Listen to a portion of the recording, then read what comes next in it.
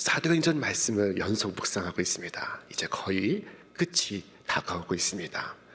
우리는 지난 시간 바울이 예루살렘의 성난 군중들에 둘러싸여서 생명의 위협에 처한 것을 보았습니다.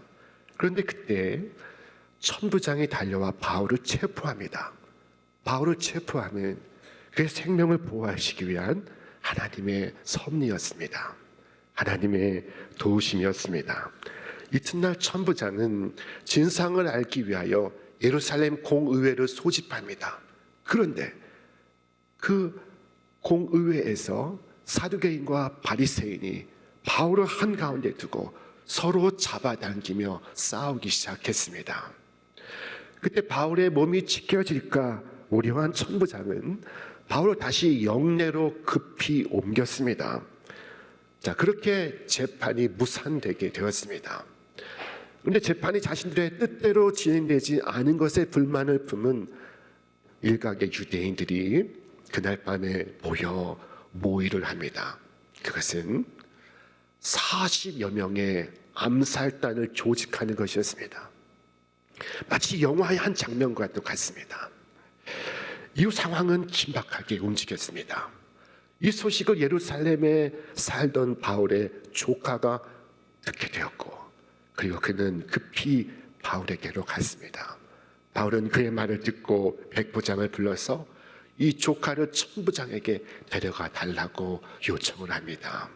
그리하여 백부장의 안내를 받아 천부장 앞에 서게 된 바울의 조카는 천부장에게 고했습니다. 지금 40여 명의 유대인들로 구성된 암살단이 금식까지 하며 바울을 죽이겠다고 맹세를 하였나이다. 천부장은 이 청년의 말을 듣고 그 밤에 바울을 가이사랴에 있는 로마 총독부로 옮기기로 마음먹었습니다. 그는 백부장 둘을 불렀습니다. 그리고 은밀히 바울을 호송할 것을 명합니다. 이때 천부장은 보병 200명, 기병 70명, 창병 200명을 동원시키는데 그가 가진 병력의 절반에 해당이 되었습니다. 천부장은 1000명의 특수 군인들을 지휘하고 있는 로마의 장교입니다. 그런데 470명을 바울 한 사람을 보호하기 위해서 가이사랴로 파송하게 된 것입니다. 자, 이 모든 것이 우연이겠습니까? 바울은 이것이 우연일 수 없다는 것을 알고 있습니다. 그건 이것이 하나님의 도우심이라고 말하고 있습니다. 유대인들이 성전에서 나를 죽이고자 잡아 죽이고자 하였으나 하나님의 도우심을 받아 내가 오늘까지 서서 높고 낮은 사람 앞에서 증언하는 것은, 그가 증언하는 것은 하나님의 도우심입니다. 그때는 잘 알지 못했어도 후에 돌아보면 그것이 하나님의 인도하심인 줄 우리는 깨닫게 됩니다. 여러분도 고백할 수 있을 것입니다. 돌아보니 모든 것이 하나님의 은혜로구나. 하나님께서 지금도 한 걸음 한 걸음 우리 인생을 인도하시고 계십니다. 지금 이 순간도 우리를 인도하시고 계십니다. 주님의 역사는 지금도 이루어지고 있습니다. 천부장은 바울의 신변을 보호할 뿐만 아니라 그간의 경위를 설명하는 편지를 써서 로마 총독에게 보냈습니다. 편지는 이렇게 시작이 됩니다. 글라우디오 루시아는 총독 벨릭스 각하께 문안하나이다. 글라우디오 루시아는 이 천부장의 이름입니다. 그는 이 편지에서 기록하고 있습니다. 이 편지는 흡사 무죄 탄원서와도 같았습니다. 아무리 보아도 이 사람은 죄가 없나이다. 이 사람은 죄가 없는 사람입니다. 다 알아보았습니다. 그런데 석방하면 살해될까 우려하여 어찌할 길이 없어서 이 로마인을 당신께 보내나이다. 그는 자신이 유대인들에게 위협당하는 한 로마 사람을 보호하기 위해 최선을 다했음을 편지에서 기록하고 있습니다. 천부장은 바울이 고발당한 이유가 로마 법에 저촉되어서가 아니라 저들이 말하는 율법의 문제에 관한 것임과 바울은 로마에 대하여 아무 죄가 없다는 것을 그는 편지에 밝히고 있습니다. 이 편지의 중요성이 바로 여기에 있습니다. 천부장은 로마 법에 의해서 바울을 죽이거나 체포할 만한 아무런 근거가 없음을 기록하고 있는 것입니다. 마침내 가이사랴에 도착한 군인들은 총독 벨릭스에게 편지를 건네고 바울을 인계를 합니다. 자, 그리고 5일이 지났습니다. 5일 후에 벨릭스 총독 앞에서 다시 재판이 열리게 되었습니다. 예루살렘에서의 재판과 똑같은 재판입니다. 다만 지금의 재판장은 총독 벨릭스입니다. 이번에는 아나니아 제사장과 장로들과 그들의 변호사 더둘로가 총독에게 와서 바울을 고발합니다. 자, 아나니아가 세운 변호사 더둘로는 총독 앞에 서서 갖은 말로 총독에게 아첨을 하기 시작합니다. 그는 간사한 사람이었습니다.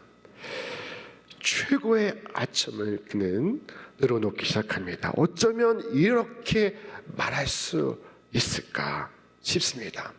벨릭스 각하여, 우리가 당신을 힘입어 태평을 누리고 또 이 민족이 당신의 선견을 인하여 여러 가지로 개량된 것을 우리가 어느 모양으로나 어디에서나 당신께 감사하나이다.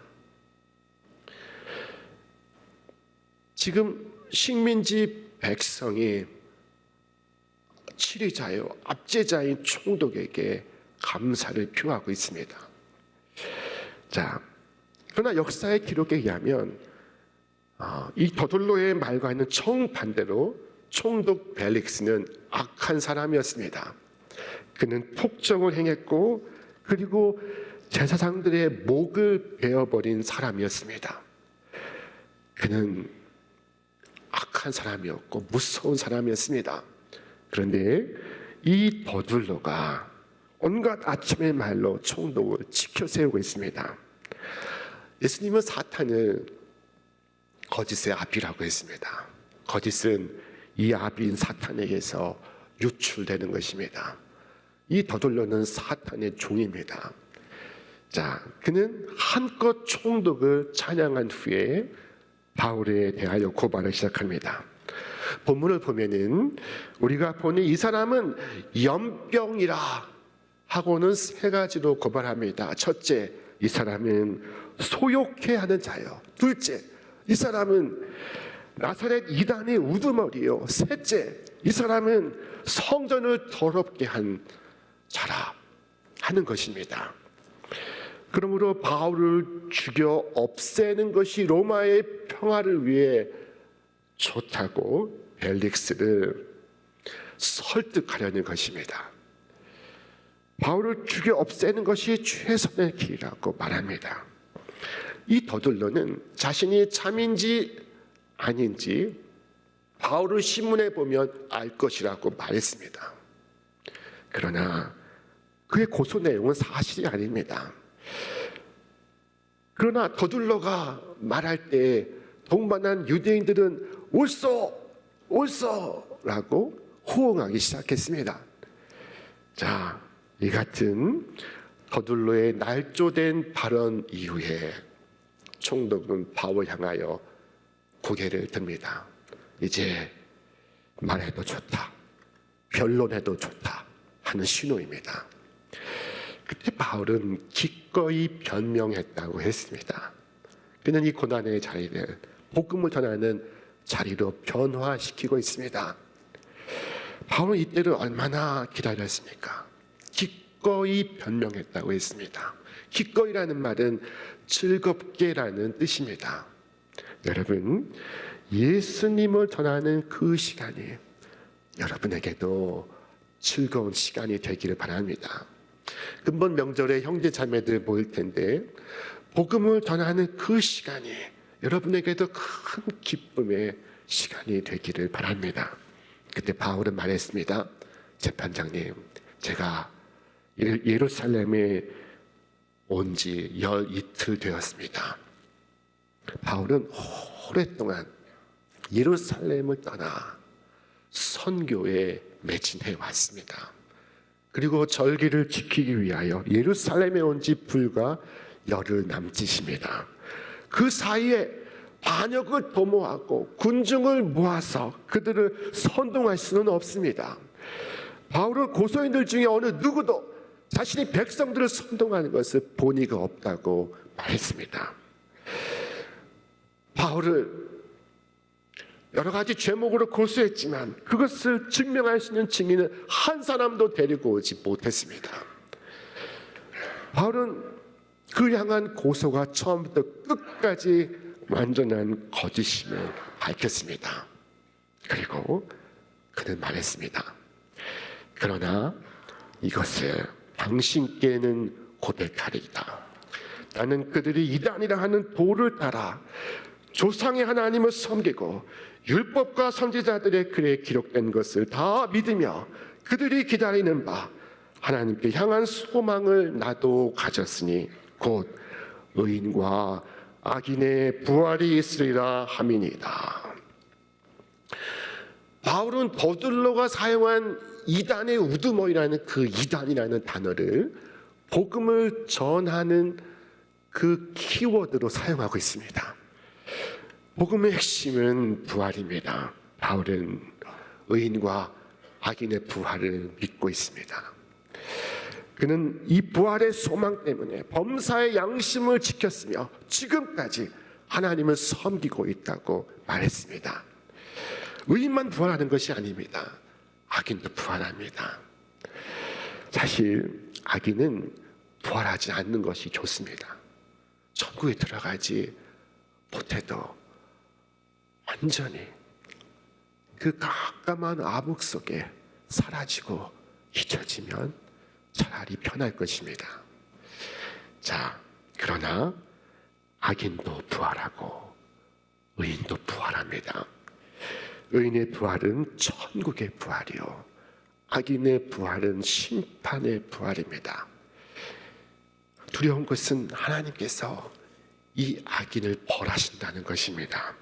악인을 끝까지 심판하신다고 말씀합니다. 주께서 말씀하셨습니다. 이를 놀랍게 여기지 말라. 무덤 속에 있는 자가 다 그의 음성을 들을 때가 오나니 선한 일을 행한 자는 생명의 부활로, 악한 일을 행한 자는 심판의 부활로 나오리라. 이 때가 오나니라는 이 말씀은 영어 성경의 시간을 의미하는 hour입니다. 그 시간이 오나니. 여러분, 만약에 수백 년 후에 일어날 사건이라면 시간이 오나니라고 말하지 않고 몇 년, 몇 해가 오나니라고 했을 것입니다. 혹은 어느 달, 어느 날이 올 것이라고 말했을 것입니다. 그러나 이 부활의 때를 위하여 성경은 시간이라는 단어를 사용하고 있습니다. 그것은 우리가 생각하는 것보다 그렇게 멀리 있지 않고 훨씬 더 우리에게 가까이 와 있는 것을 말씀하는 것입니다. 부활의 날이 멀지 않았습니다. 훨씬 우리가 생각하는 것보다 더 가까이 우리에게 있습니다. 그때에는 무덤에 있는 모든 자들이 그의 목소리를 들을 것이라 했습니다. 때로는 예배에 빠지거나 주님의 말씀을 듣지 않고 피할 수 있습니다. 그러나 그때에는 피할 수 없습니다. 이 귀를 막아도 그 음성을 여러분은 듣지 않을 수 없습니다.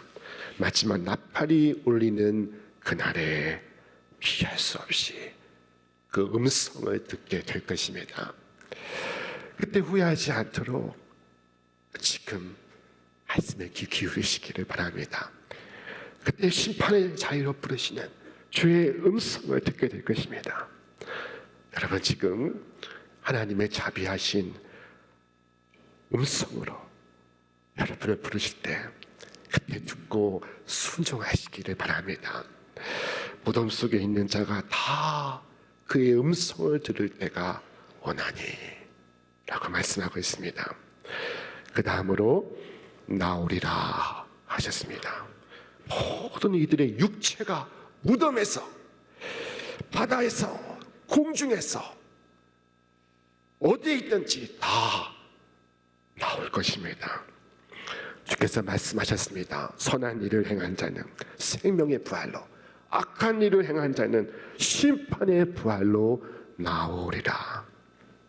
무덤에 들어갈 때 선을 행한 자였으면 선한 자의 부활로, 무덤에 들어갈 때 악한 자로 들어갔다면 악한 자의 부활로 나오게 되는 것입니다. 지금 살아있을 때 회개하지 않으면 영원히 기회가 없는 것입니다. 여러분, 이것을 명심하십시오. 세상에는 오직 두 종류의 사람만이 부활하게 될 것입니다. 왜냐하면 두 종류의 사람만이 존재하기 때문입니다. 그것은 곧 선을 행한 자와 악을 행한 자입니다. 우리는 예수의 부활과 성도의 부활을 믿습니다. 예배 때마다 사도신경을 통하여 우리는 부활을 고백합니다. 여러분, 이처럼 부활을 고백하면 부활의 신앙을 가진 것일까요? 오늘 말씀에 의하면 그렇지 않을 수 있습니다. 바울은 부활 신앙을 가졌기에 이것으로 말미암아 나도 하나님과 사람에 대하여 항상 양심의 거리낌이 없기를 힘쓰나이다 라고 말했습니다. 여러분, 부활 신앙은 이 힘쓰는 삶으로 증명되는 것입니다. 부활 신앙은 입술로 증명되는 것이 아닙니다. 이 부활의 신앙은 이 삶으로서 증명되는 것입니다. 여러분, 내가 부활을 믿는다는 것과 그에 부합하는 양심적인 삶이 있어야 그에게 부활 신앙이 있는 것입니다. 이 삶이 없다면 그에게 부활의 믿음은 없는 것입니다. 바울은 자신이 부활을 믿기에 그의 부합한 행동을 한다고 말하고 있습니다. 그러나 그렇지 않은 사람들에게 임할 형벌에 대하여 성경은 말씀하고 있습니다. 이런 자들은 주의 얼굴과 그 힘의 영광을 떠나 영원한 멸망의 형벌을 받으리로다. 그 영원한 저주를 경고하기 위하여 구세군을 창시한 경건한 그리스도의 군사였던 윌리엄 보스는 이렇게 말했습니다. 만일 내게 한 가지 소원이 있다면, 그 한 가지 소원이 이루어질 수만 있다면 나는 바랄 것입니다. 이 땅의 설교자들과 전도자들을 위한 마지막 훈련 과정으로서 그들을 24시간 동안 지옥불 위에 매달려 있게 하는 것입니다. 그렇게 함으로써 복음을 전하는 자들로 하여금 이 일의 시급성과 중요성과 중대함을 저들로 분명히 인식하게 하기를 원합니다. 여러분, 멸망하는 자들에게 두려운 부활이 임할 것입니다. 이들에겐 무덤에서 영원히 나오지 않는 것만이 큰 축복이 될 것입니다. 무덤이 그들의 마지막이라면 얼마나 좋겠습니까? 여러분, 영혼과 육신을 지옥으로 파멸할 수 있는 일을 두려워하시기를 바랍니다. 여러분, 오직 그분을 두려워하시기 바랍니다. 이 땅이 전부라고 생각하는 세상의 많은 사람들은 자신의 욕심을 채우기 위하여 선악을 구별하지 않고 그리고 수단과 방법을 가리지 않습니다. 실제로 그들이 의인들보다 더 형통하며 잘 사는 것처럼 보입니다. 그러나 이 땅의 성도들은 그들과 다른 삶을 살아가고 있습니다. 그 이유는 부활의 소망이 있기 때문입니다. 부활 후에 심판이 있음을 알기 때문입니다. 여러분, 우리의 궁극적 소망은 이 땅에서 잘 먹고 잘 사는 것이 아닙니다. 그것이 소망이라면 우리 믿음의 조상들은 믿음을 지키기 위해 고난받지 않았을 것이고, 그리고 이 바울처럼 이렇게 신문도 받지 않았을 것입니다. 그냥 조용히 잘 먹고 잘 살 수 있었을 것입니다. 하지만 부활에 대한 소망이 있었기 때문에 그들은 다른 삶을 살아가고 있었습니다. 여러분, 바울이 벨릭스 총독 앞에서 했던 마지막 말을 우리 함께 읽어보겠습니다. 그들이 기다리는 바 하나님께 향한 소망을 나도 가졌으니 곧 의인과 악인의 부활이 있으리라 함이니이다. 이것으로 말미암아 나도 하나님과 사람에 대하여 항상 양심의 거리낌이 없기를 힘쓰나이다. 바울은 의인과 악인의 부활을 믿기에 양심의 거리낌이 없는 삶을 살기를 힘썼습니다. 오늘 여러분의 삶을 이끌어가는 가치는 무엇입니까? 여러분의 삶을 이끌어가는 원리는 무엇입니까? 여러분, 어떤 삶의 목표를 추구해오고 계십니까? 현재 나의 삶은 죄를 애통해하며 구주만을 신뢰하는 삶을 살고 있습니까? 그렇다면 여러분은 생명의 부활로 나오게 될 것입니다. 주께서 말씀하십니다. 이러므로 우리에게 구름같이 둘러싼 허다한 증인들이 있으니 모든 무거운 것과 얽매이기 쉬운 죄를 벗어버리고 인내로서 우리 앞에 당한 경주를 하며 믿음의 주여 또 온전하게 하시는 이인 예수를 바라보자. 그는 그 앞에 있는 기쁨을 위하여 부활의 소망을 위하여 십자가를 참으사 이 땅에서의 부끄러움을 게을지 아니하시더니 하나님 보좌 우편에 앉으셨느니라. 여러분, 지금까지 믿음의 백성들은 이 부활의 신앙을 갖고 현실의 어려움을 극복했으며 바랄 수 없는 중에 소망했으며 도저히 이루어질 수 없는 현실 속에도 희망을 간직했습니다. 여러분, 그리고 그들은 마침내 영원한 승리와 기쁨과 영광을 얻을 수가 있었습니다. 이 부활의 신앙을 간직함으로 이제와 영원토록 하나님의 놀라우신 구원의 은총이 여러분과 함께 하시기를 주님의 이름으로 축원합니다. 축원합니다.